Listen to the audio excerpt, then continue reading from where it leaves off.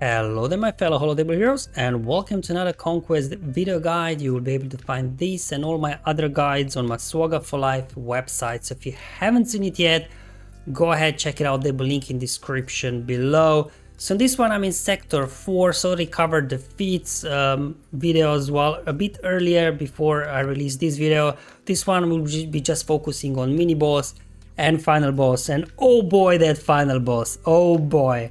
But anyway, getting ahead of myself, let's go ahead first deal with mini boss first, and let me show the data discs that I'll be running, because especially here in sector 4 the data disc set are becoming really important of what you have.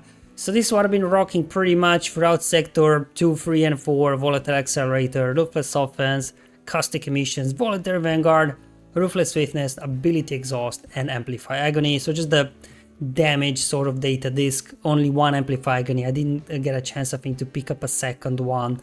So that's what I have, but it was enough here to get through these guys.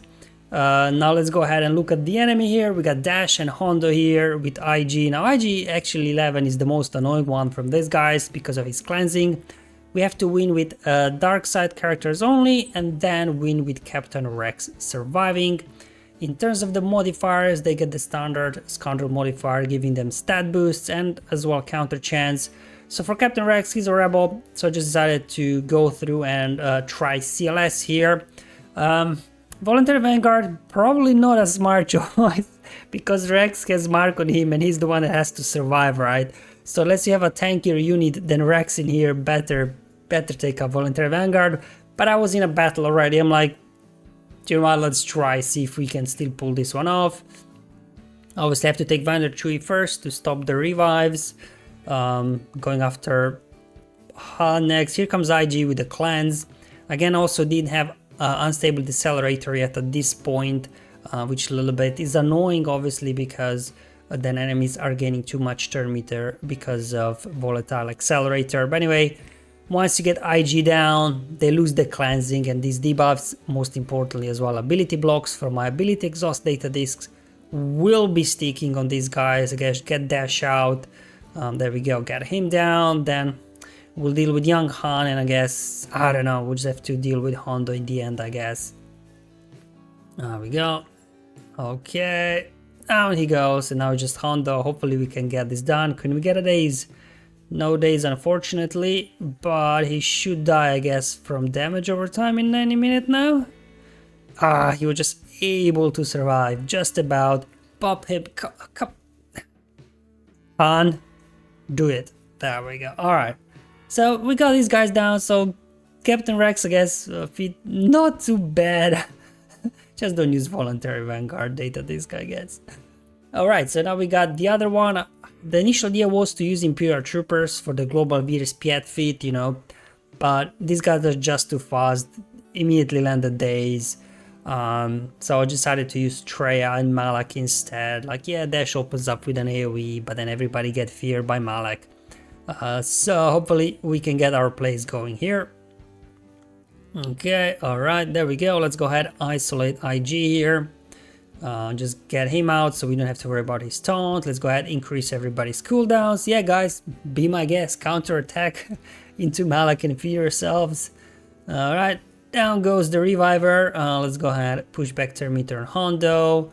Oh, there we go, Han's seen enough. We nuked their Hondo, annihilated Dash, finished off IG, and there we go. So I think Treya works well here for the dark side. Only feat if obviously you don't have any galactic legends. And now let's go ahead and, oh boy, this final boss here. So for this one I had to actually change my data disc sets around completely, because both Kylos, they don't care about Amplify Agony and all this damage over times you're stacking on them. They take no damage, and this is not Huxley, it is actually Kylo Ren and Musk lead, which means anytime they take damage, which is Amplify Agony, damage over times trigger, right?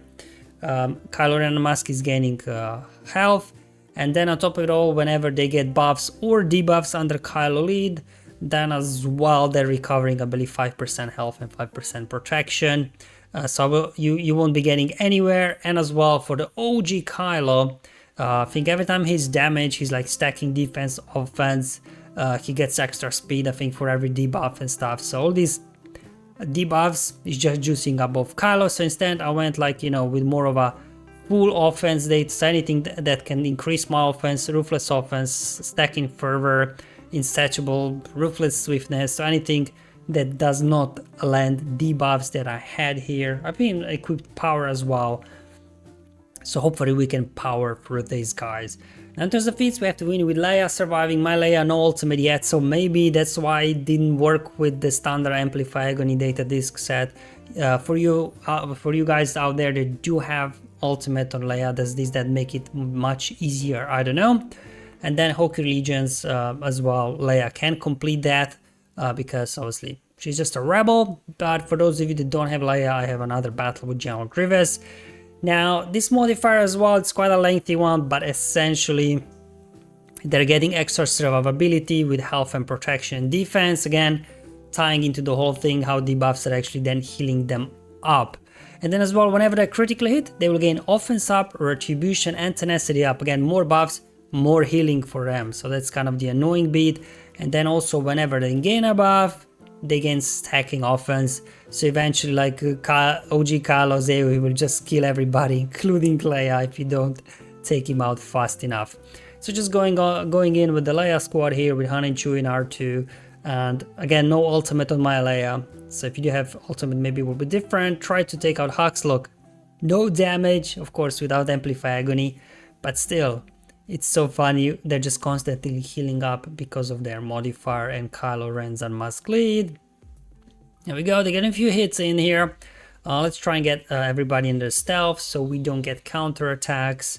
Now we can ignore Taunt because of Leia. Still trying to get Hux down. There we go, at least we got a stun on him. Let's call Leia for assist. And remember, ruthless offense, whenever somebody falls below 100% health, we're getting extra offense. Stacking fervor, whenever we attack out of turn, we gain extra offense. So eventually, as you can see, we start nuking guys there with either Leia as well as Drogon there, taking lots of hits. There we go. Sure. Haha, down goes Phasma. Only down to Kylo. Ooh, there you go, Han. Finished him off. So definitely it seems like, at least for my case where I don't have ultimate on Leia, dumping those debuff data discs and changing them for offense data disc made this much easier. So this completed both feats here, but obviously if you don't have Leia, you will have to find a way to complete Hokey Religions. And for this one I went back to the data discs here with the damage, because obviously with Grievous and Unstable Decelerator and all of this, we'll be removing turn meter from the enemies, so they won't be able to get a turn. We'll stick buff immunity on them with B2, and then we can just go to town, turn meter train these guys. We've got healing immunity from basic on General Grievous, stopping the healing, and then as well Grievous got stacking health, which will increase his offense. So eventually he'll be able to get through even the OG Kylos. Alright, so here we got tenacity up on Hux. He resisted, looks like the buff immunity, so I dispelled that with Newt. Now we can hopefully land the target lock on Hux. Perfect. Okay, there we go. Let's go ahead, another AoE, lock in the buff immunity. Now Grievous gets in a target lock on everybody with his AoE, which means no counter attacks while they're target locked. Just going after Hux. As soon as he takes a turn, he'll die from damage over times. There we go, down he goes. Same thing with Sith Trooper. And now we can just focus on OG Kylo. He's the only one that can actually do some damage. And at this point, you're pretty good to go. You can just hit on autoplay and let AI take care of this one. As you can see, the turn meter train, Unstable Decelerator, keeps pushing back turn meter. We got healing immunity locked in from basic on Grievous. And then they can't heal up. And then Grievous eventually just ramps up and takes these guys down. So you can see Kylo Ren very durable, very tanky. One more hit, down he goes. And now we just have to get through Kylo Ren masked. We just need a basic from Grievous here. There we go, land the healing immunity, and we should be able to burn through Kylo Ren unmasked as well. There we go. So for Hokey Religions, Grievous worked well for me here with these debuff data discs. We were able to run turn meter train on these guys and keep them under control, healing immunity, and eventually Grievous handles his business as he normally does in Conquest. And there you go guys, that's all what I wanted to share in this video. Hopefully it was useful and helpful, showing you what I used to get all the feeds done. I'll see you in Sector 5 video tomorrow, but until then, have fun, enjoy life, and may the RNG be with you, my friends.